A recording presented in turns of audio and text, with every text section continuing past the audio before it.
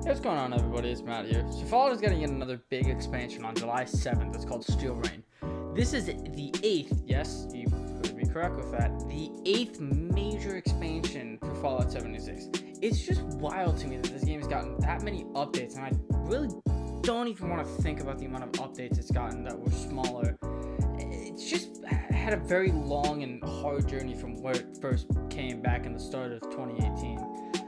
It's crazy to realize that this November, yes, this November in 2021, is going to be the game's 3-year anniversary. And what a way it's come since then.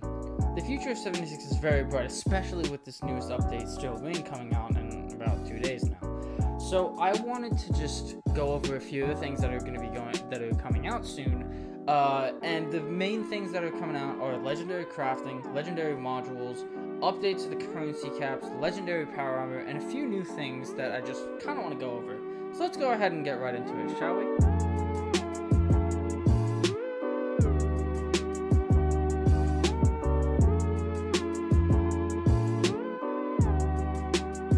So the first thing I want to cover in this list is the legendary crafting. Now, legendary crafting is something that we've all wanted for a bit, and it was technically a thing for a bit since Wastelanders has been out, and it consumes legendary modules that are obtained from Purveyor.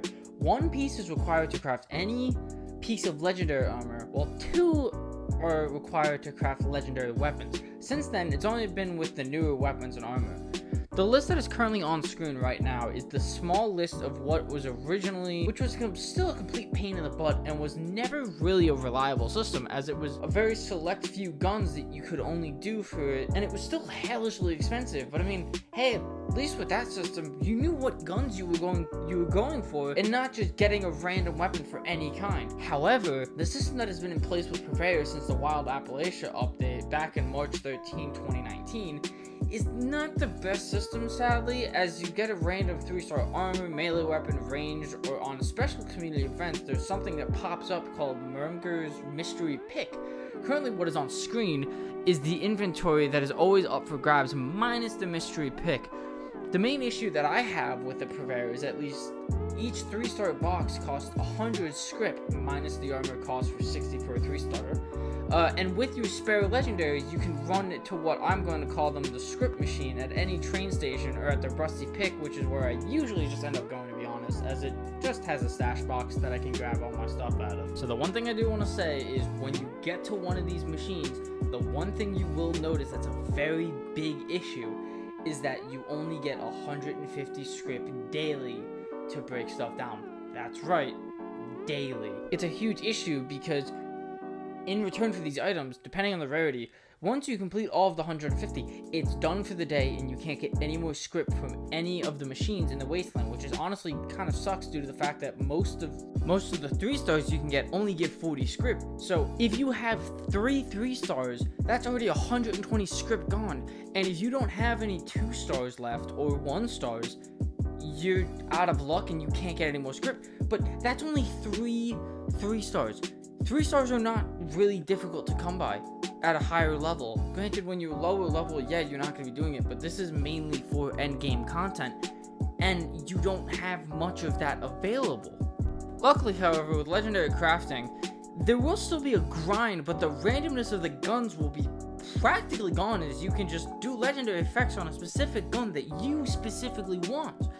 It's going to be a grind, and yes, it will still 100% be a gamble, but hey, at least you're not going to be hoping for some shotgun and end up getting a plank of wood that one-shots a mole rat. Like, oh, look how big and strong I am. It's a mole rat. Like, it's not a big deal. The other thing I'm curious about is how it's going to work, as I'm not really too invested in it. I've never really done this, is legendary power armor. From what I've seen, you can have most of the normal legendary armor effects besides these ones. As this picture reads, like weapons and armor, legendary power armor pieces can also be upgraded, downgraded, and re-rolled. Visit any power armor station and modify your favorite sets of power armor to apply some legendary upgrades. The vast majority of legendary attributes that are available to normal armors can also be applied to power armors, with the following exceptions. 1-star auto revive, chance to revive using a stim pack, as I believe that's already a perk, so that's why they're not putting that in. 3-stars, acrobats, reduced fall damage. You don't take fall damage in power armor, so there's no reason to have that. improved sneaking, harder to detect while sneaking, and divers. Both of those, it's just understandable. You can't really breathe inside of a giant tank suit. Like, it's just not gonna make sense. The last thing I'm gonna go over slightly is legendary modules. I mentioned them earlier. You can get them from the purveyor. It's gonna be a lot better now as you can get more quantities. They cost 50 script each, so if you were to get 10 of them, it would be 500.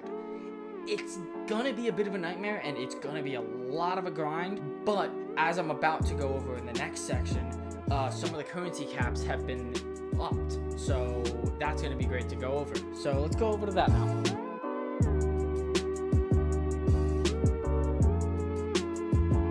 Oh my god, okay, so this next part is literally amazing, as all the currencies in the game are getting a cap to what is currently shown on the screen, and I'm going to go over each one individually.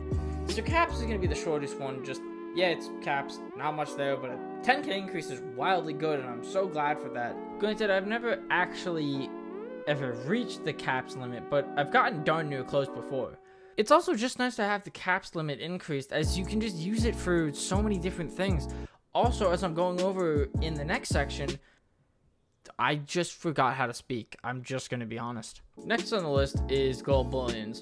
My god, they've done it, boys. They raised the daily vendor cap by 200, which is so good. It's so good, because it just gets to a point where you're basically just holding onto a bunch of the treasury notes, and once you press the 200 for the day and you're out of it, you're just kind of stuck with these pieces of paper, and you don't know what to do with them.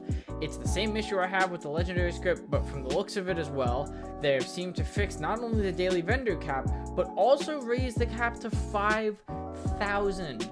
My god, you can gamble at a higher rate. They did the same thing, and they raised the gold bullion cap from 5,000 to 10,000, which just is so good.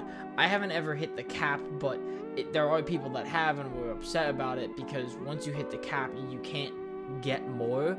Like, you can't store it away or anything, so it's just a bit of a mess. So that's going to wrap it up for the currency limits increasing. The next section I'm going to go over now is the legendary attributes and the new changes that they're doing to that.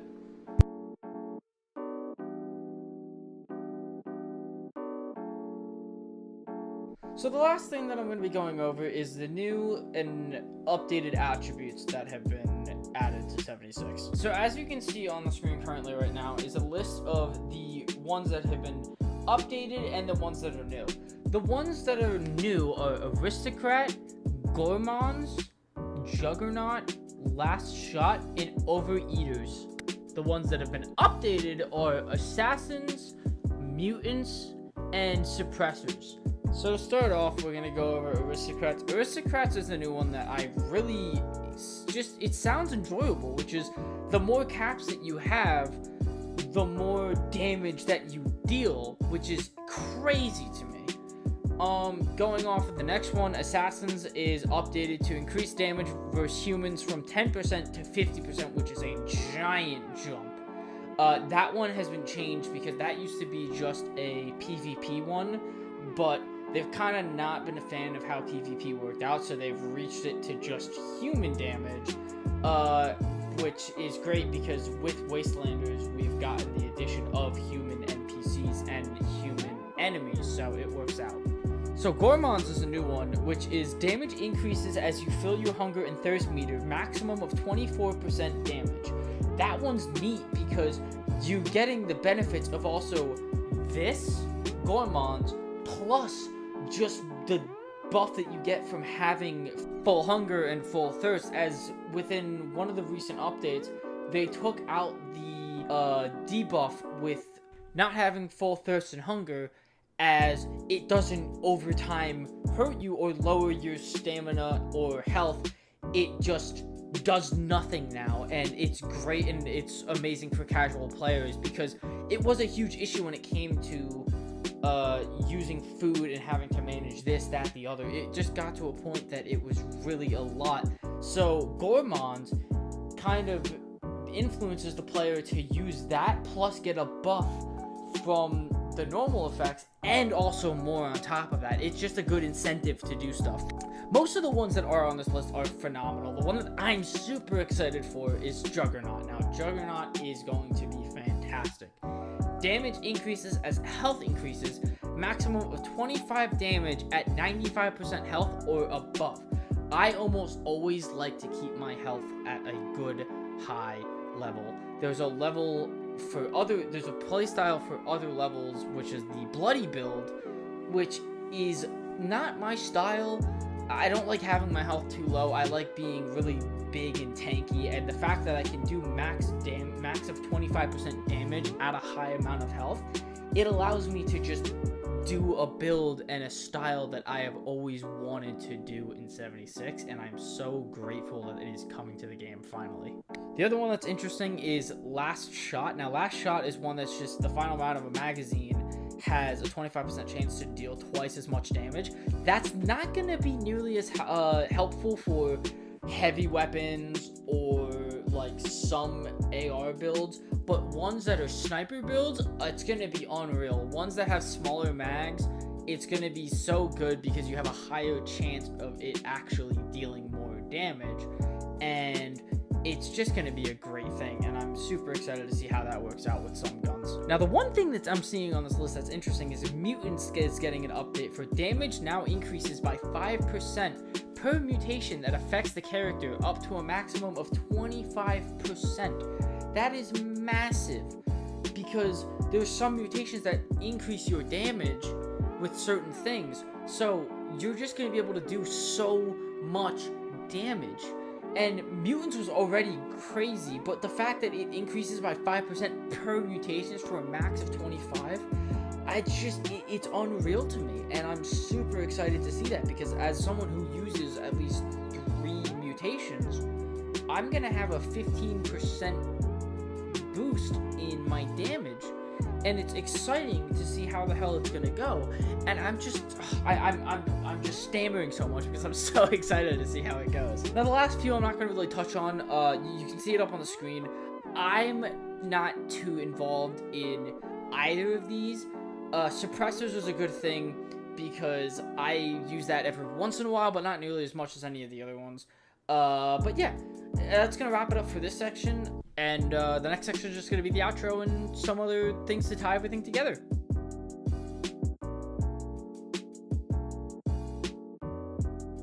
So that's gonna wrap it up for the rest of the video. Just thank you guys for watching. Leave anything down below of what you want me to talk about.